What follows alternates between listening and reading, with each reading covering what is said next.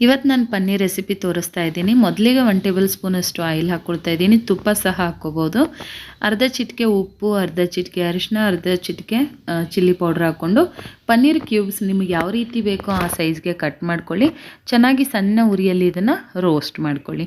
ಆವಾಗ ಟೇಸ್ಟ್ ಕೂಡ ಚೆನ್ನಾಗಿರುತ್ತೆ.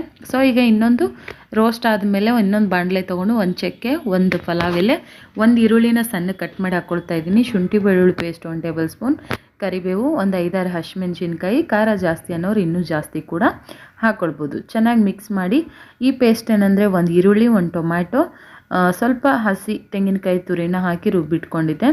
ಈಗ ಖಾರಕ್ಕೆ ಅನುಸಾರವಾಗಿ 1 ಟೇಬಲ್ ಸ್ಪೂನ್ ಅಚ್ಕಾರದ ಪುಡಿ, ರುಚಿಗೆ ತಕ್ಕಷ್ಟು ಉಪ್ಪು, ಅರಿಶಿನ ಮತ್ತು 1 table spoon garam masala, 1 table ಸ್ಪೂನಷ್ಟು ಜೀರಿಗೆ ಪೌಡರನ್ನು ಹಾಕ್ಕೊಳ್ತಾ ಇದ್ದೀನಿ. ಆ್ಯಂಡ್ ಫ್ರೈ ಮಾಡಿ ಇಟ್ಟಿರುವಂಥ ಪನ್ನೀರನ್ನು ಮಿಕ್ಸ್ ಮಾಡಿಕೊಂಡು 2 ನಿಮಿಷ ಚೆನ್ನಾಗಿ ಕುದಿಸ್ಕೊಂಡ್ರೆ ರೆಡಿ ಆಯಿತು.